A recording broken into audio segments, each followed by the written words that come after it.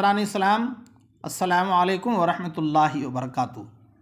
حضرات گرامی، آج کے مبارک و مقدس وقت میں داماد نبی، خلیفہ رسول، جامع القرآن حضرت سیدنا عثمان بن عفان رضی اللہ تعالیٰ عنہ کی شخصیت پر کچھ عرض کرنے کا ارادہ ہے۔ آپ کا نام نامی اسم گرامی عثمان اور لقب ذو النورین تھا۔ آپ کا سینہ مبارکہ چوڑا اور قد درمیانہ، نہ زیادہ لمبا نہ زیادہ چھوٹا تھا، اور خد و خال نہایت ہی حسین تھے، جنہیں گندمی رنگ نے اور بھی پرکشش بنا دیا تھا، جبکہ زرد خضاب میں رنگی ہوئی آپ کی بڑی داڑھی چہرے پر بہت ہی بھلی معلوم ہوتی تھی۔ آپ مکہ معظمہ میں پیدا ہوئے۔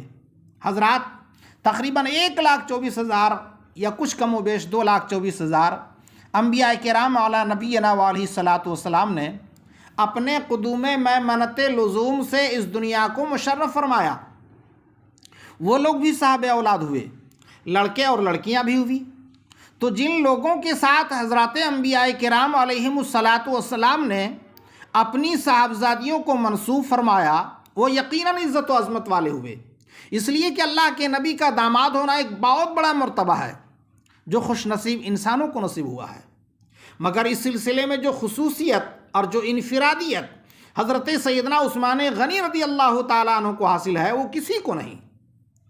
حضرت آدم علیہ السلام سے لے کر حضور خاتم الانبیاء صلی اللہ تعالیٰ علیہ وسلم تک کسی کے نکاح میں نبی کی 2 شہزادیاں نہیں آئی، لیکن حضرت عثمان غنی رضی اللہ تعالیٰ عنہ کے نکاح میں صرف نبی نہیں بلکہ نبی الانبیاء سید الانبیاء جناب محمد رسول اللہ صلی اللہ تعالیٰ علیہ وسلم کی 2 صاحبزادیاں یکے بعد دیگرے نکاح میں آئی۔ اور صرف یہی نہیں بلکہ حضرت مولا علی کرم اللہ تعالیٰ وجہ الکریم سے یہاں تک روایت ہے کہ انہوں نے فرمایا، میں نے رسول اللہ صلی اللہ علیہ وسلم کا یہ ارشاد سنا ہے کہ اگر میری 40 بیٹیاں ہوتی تو یکے بعد دیگرے میں ان سب کا نکاح عثمان تم سے کر دیتا، یہاں تک کہ کوئی بھی باقی نہ رہتی۔ اعلیٰ حضرت امام محمد رضا خان علیہ الرحمت و رضوان فرماتے ہیں، نور کی سرکار سے پایا دوشالہ نور کا، ہو مبارک تم کو ذو النورین جوڑا نور کا۔ حضرات، آپ کو معلوم ہے وہ 10 صحابہ کرام جن کے بارے میں جیتے جی پیارے مصطفیٰ صلی اللہ تعالیٰ علیہ وسلم نے جنت کی بشارت دی تھی، ان میں سے ایک ذات مقدس حضرت عثمان غنی رضی اللہ تعالیٰ عنہ کی بھی تھی۔ آپ حضرت سیدنا عمر فاروق رضی اللہ تعالیٰ عنہ کی شہادت کے بعد تیسرے دن خلیفہ مقرر ہوئے، اور آپ کا دور خلافت قرب 12 سال رہا۔ شروع کے 6 برسوں میں لوگوں سے آپ کو کوئی بھی شکایت نہیں ہوئی، بلکہ ان برسوں میں وہ حضرت عمر فاروق رضی اللہ تعالیٰ عنہ سے بھی زیادہ مقبول و محبوب رہے، اس لیے کہ حضرت عمر فاروق رضی اللہ تعالیٰ عنہ کے مزاج میں کچھ سختی تھی، اور حضرت عثمان غنی رضی اللہ تعالیٰ عنہ میں سختی کا وجود ہی نہ تھا۔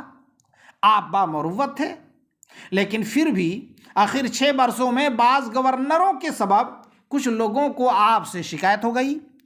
بالآخر دشمنی بڑھتی چلی گئی، یہاں تک کہ بلوائیوں نے آپ کے گھر کا محاصرہ کیا اور داماد نبی پر پانی بند کر دیا گیا۔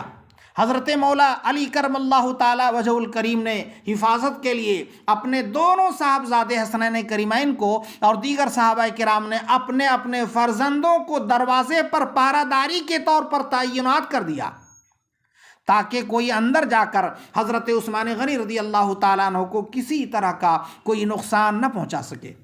مگر پھر بھی بلوائی دوسرے کے گھر کی چھت سے کود کر اندر پہنچے۔ حضرت عثمان غنی رضی اللہ تعالیٰ عنہ تلاوت قرآن عظیم میں مشغول تھے۔ 12 سال خلافت پر فائز رہ کر حضرت عثمان غنی رضی اللہ تعالیٰ عنہ 18 ذو الحجۃ الحرام سن 35 ہجری میں بروز جمعہ روزے کی حالت میں تقریباً 82 سال کی طویل عمر میں نہایت مظلومیت کے ساتھ شہید کر دیے گئے۔ انا للہ و انا الیہ راجعون۔ آپ کا مزار مقدس مدینہ منورہ کے قبرستان جنت البقیع میں ہے۔ حضرات، الریاض النظرہ میں ہے کہ شہادت کے بعد حضرت سیدنا عبداللہ بن عباس رضی اللہ تعالیٰ عنہما سے رحمت عالم صلی اللہ تعالیٰ علیہ وسلم نے فرمایا، بے شک عثمان کو جنت میں عالی شان دولہا بنایا گیا ہے۔ حضرات محترم، کرامات صحابہ میں ایک عظیم واقعہ نقل ہے۔ حضرت ابو قلابہ رضی اللہ تعالیٰ عنہ کا بیان ہے کہ میں ملک شام کی سرزمین پہ تھا اور میں نے ایک شخص کو بار بار یہ صدا لگاتے ہوئے سنا کہ ہائے افسوس میرے لیے جہنم ہے، ہائے افسوس میرے لیے جہنم ہے۔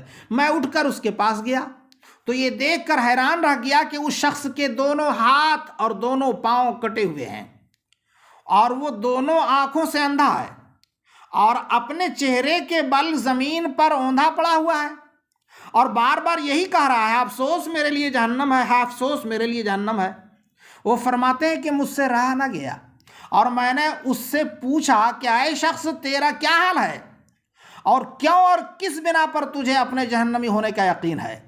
یہ سن کر اس نے کہا کہ اے شخص میرا حال نہ پوچھ، میں ان بد نصیب لوگوں میں سے ہوں جو امیر المومنین حضرت سیدنا عثمان غنی رضی اللہ تعالیٰ عنہ کو قتل کرنے کے لیے ان کے مکان میں گھس پڑا تھا۔ میں جب تلوار لے کر ان کے قریب پہنچا تو ان کی بیوی صاحبہ نے مجھے ڈانٹ کر شور مچانا شروع کیا تو میں نے ان کی بیوی صاحبہ کو ایک تھپڑ مار دیا تھا۔ یہ دیکھ کر امیر المومنین حضرت عثمان غنی رضی اللہ تعالیٰ عنہ نے دعا مانگی تھی کہ اللہ تعالیٰ تیرے دونوں ہاتھوں کو اور تیرے دونوں پاؤں کو کاٹ ڈالے اور تیرے دونوں آنکھوں کو اندھی کر دے اور تجھے جہنم میں جھونک دے۔ اے شخص، میں امیر المومنین کے پرجلال چہرے کو دیکھ کر اور ان کی اس قاہرانہ دعا کو سن کر کانپ اٹھا اور میرے بدن کا ایک ایک رونگٹا کھڑا ہو گیا اور میں خوف و دہشت سے کانپتے ہوئے وہاں سے بھاگ نکلا۔ میں امیر المومنین کی 4 دعاؤں میں سے 3 دعاؤں کی زد میں تو آ چکا ہوں۔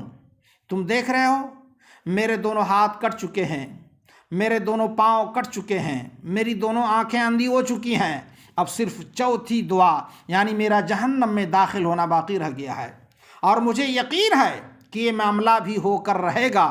اس بنا پر میں اسی کا انتظار کر رہا ہوں اور اپنے جرم و خطا کو بار بار یاد کر کے نادم و شرمسار ہوں اور اپنے جہنمی ہونے کا اقرار کر رہا ہوں۔